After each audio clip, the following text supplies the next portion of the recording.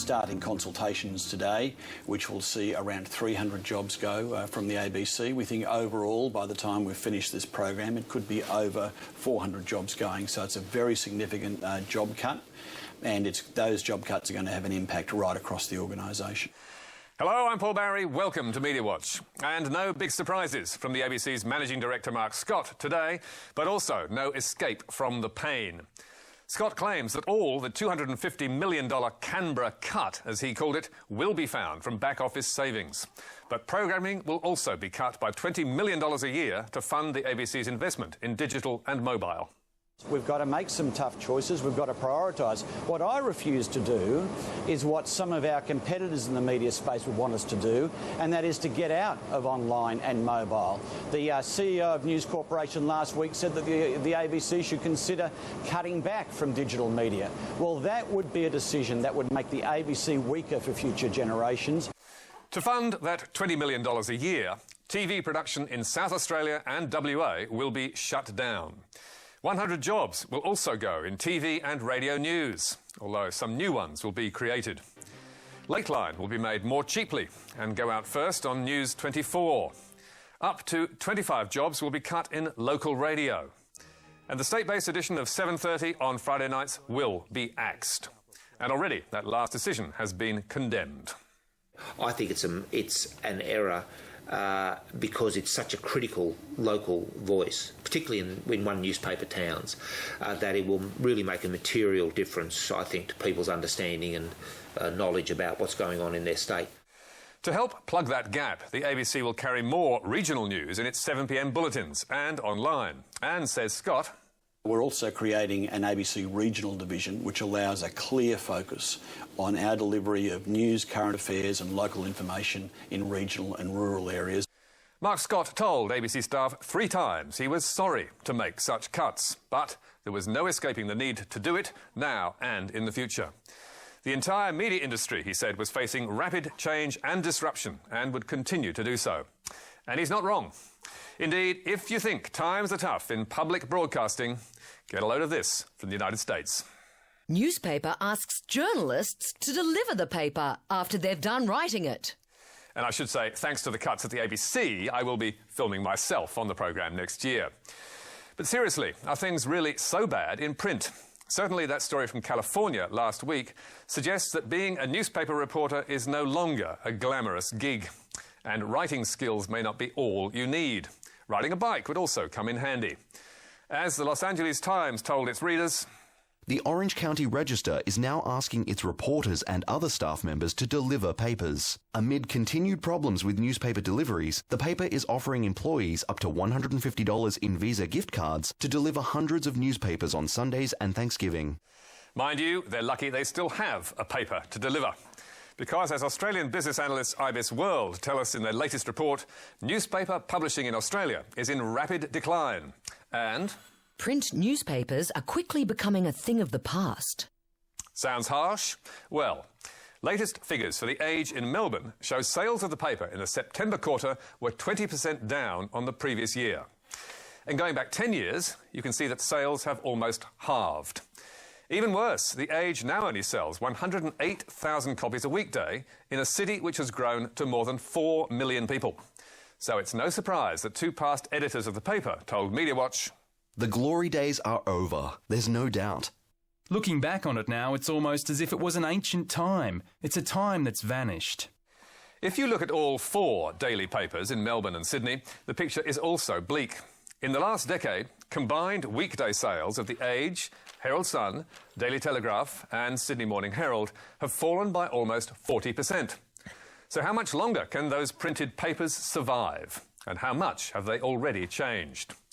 For our last programme of the year, we've taken a week of those 4 printed papers from a decade ago and the same week this year to see how they compare. So, this is the Sydney Morning Herald from a Saturday in June 2004. Minus Drive, Domain and My Career. And this is the same paper 10 years later. And when you pick them up, the first thing you notice is the weight. Today's Weekend Herald is 102 pages thinner. But it's smaller too. In its new tabloid form, it's exactly half the size. which means you're now getting roughly a third of the newspaper you got 10 years ago. And it's the same with The Age. Inside the paper, you're doing a little bit better, but you're only getting 2/3 of the stories that used to be on offer. And that's because the rivers of gold that paid for news at Fairfax have run dry. I edited The Age in the mid-90s and the Herald Sun 10 years later, and they were boom times, really. Editors turned ads away because they thought that ad might make my page 3 look ridiculous. Now they're desperate to fill space. Back in 2004, the Sydney Morning Herald's domain section on Saturday, packed full of real estate ads, was 80 pages long. Now it's a little over half the size. In 2004, its drive section, full of ads for cars, was 52 pages long. Now it's less than a third of the size.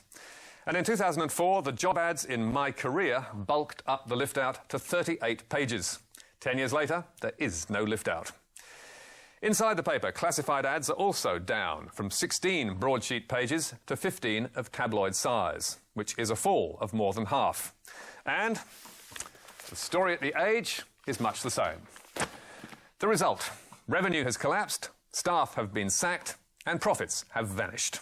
The profits on The Age were just above $100 million a year. Now they're making next to nothing. We had about 360 editorial staff. I'd be surprised if it's more than 250 now. More than 100 jobs would have gone, and that simply has to have an impact on the quality of the journalism. In fact, it's more than 200 jobs, or over half the staff, that have gone at each of The Age and Sydney Morning Herald. And those who are left have to write for the websites too, which is where the readers have gone. But while 5 million people now visit those websites each month, Fairfax makes little money from them because most people don't pay and the ads on the sites are dirt cheap. Which is why, according to ex-Herald editor Eric Beecher, it all looks so dire. Clearly, you have chosen the worst decade in the history of the modern newspaper to study. The worst decade in the last 100 years, maybe 150 years. As a currency, newspapers in the past decade have almost literally collapsed. Over at News Corp, which owns Sydney and Melbourne's tabloid papers, the story's a bit better, but still not good. Monday to Friday sales of the Daily Telegraph and Herald Sun are down by about a third since 2004. And that has hurt because they rely more heavily on sales for revenue. But Herald and Weekly Times Managing Director Peter Blunden is upbeat. We're pretty proud and pleased with our print numbers, and so long as we're growing our digital numbers as well, we're quite optimistic. I think our weekend papers are as strong as they've ever been. But the News Corp tabloids are also much lighter than 10 years ago. In June 2004, the Saturday Herald Sun was 224 pages. This June, it was 148, or roughly 2/3 of the size. And if you look at the Telegraph and Herald Sun for a week, you'll find the number of stories has fallen by around a third in the last decade, as it has in the Fairfax papers. The volume of ads is also down by around 40% for display ads and 50% for classifieds. The Herald Sun and Telegraph are still making money, around $70 million a year between them if you include their Sunday papers. But it's only a fraction of what they were in the glory days. So, will they still be here in another 10 years? The bosses at News Corp say yes. Absolutely, we'll still have newspapers in 10 years. I'd be supremely confident that we still have a strong print business in a decade. But there's much less confidence that The Age and Sydney Morning Herald will still be around. Even from former editors like The Age's Bruce Guthrie. I would be surprised if the Fairfax dailies last 2 years. Or the Sydney Morning Herald's Amanda Wilson. I'm surprised the Weekday Herald is still printed. Although Wilson does go on to say, I expect the Weekend Herald to continue for a while yet. It may even become a trendy, nostalgic thing to read a Saturday paper. So, weekend only, or 3-day-a-week papers, is the forecast for Fairfax. And the News Corp tabloids? Well, most agree they're safe for now, thanks to one man. While Rupert Murdoch is there, I can't see News Corp being without newspapers. But Rupert is 83, and recent moves in America suggest he may be losing his grip on the News Corp empire. What's more, some believe life will get tougher for the Telly and the Herald Sun, and indeed the other big city tabloids like the Courier Mail and Adelaide Advertiser.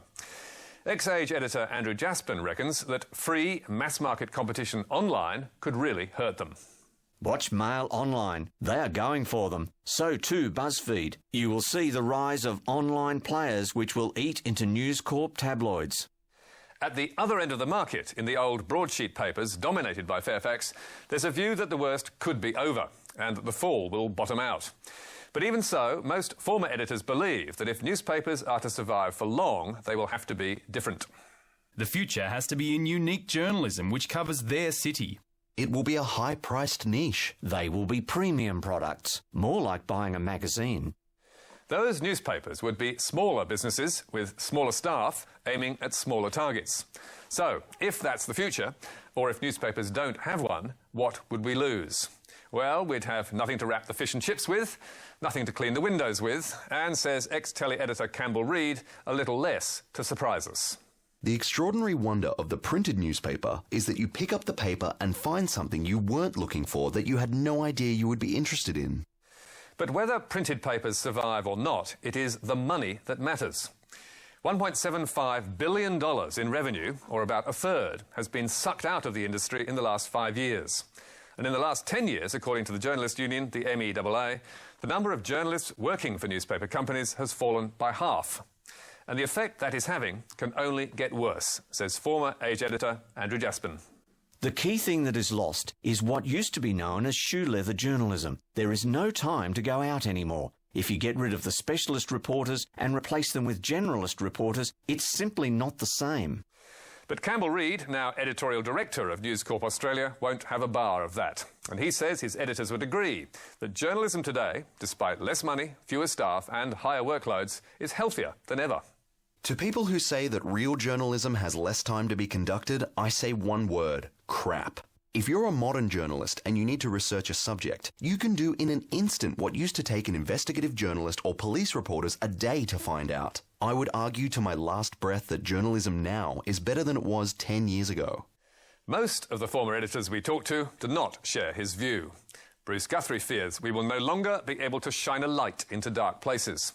Andrew Jaspin and Eric Beecher are worried that investigative and public trust journalism will die out because there's no longer the money to fund it. And journalism professor Mark Pearson has a similar concern. As newspapers decline, we will see a parallel rise in spin, government control over the message, which we've been seeing for the past couple of decades. We've already reached the point where there are more people in the census working as PR people than journalists. But for the moment, they're still with us, and they're still holding the powerful to account. And what better example could we give you than the Sydney Morning Herald's pursuit of disgraced ALP powerbroker Eddie Abid, who last week was charged with misconduct in public office to crown a long campaign in the columns of the paper. It's this sort of thing we'll miss most if the money runs out. And that's why the decline of newspapers, which funded so much great journalism, matters to us all. As former Sydney Morning Herald editor Robert Whitehead puts it, a little grandly, for Western society, it's more important that we find a new business model to fund journalism than it is for us to put a man on Mars. Democracy cannot survive on social media alone. Ha! Must tweet that now. And you can read more about the future of newspapers on our website, where we have a special page and interviews with those former editors, and some we did not have time to include who are also well worth reading. We thank them all. We also thank the journalism students at UTS in Sydney and its Centre for Independent Journalism, who made this newspaper project possible. We thank you too for watching. And in a nod to the ABC's new digital era, remember you can catch up with us on iView and follow us throughout the summer on Facebook and Twitter. But sadly, that's all from us on television this year. We'll be back early in 2015, and I'll be in the chair again. Until then, a very goodbye. Thanks very much, Paul. Thank heavens he's gone. Now the job of picking up the media on its manifold inadequacies can be left to professional comedians who know how to nitpick and do a funny voiceover. I mean, Paul's natural speaking voice is very funny. I don't know why he doesn't use that. Now all I have to do is talk to Lee Sales about getting rid of the comedy segment on her show. There's no place for satire in proper TV journalism. Even this bit doesn't feel right. I'll ring Malcolm. Goodbye.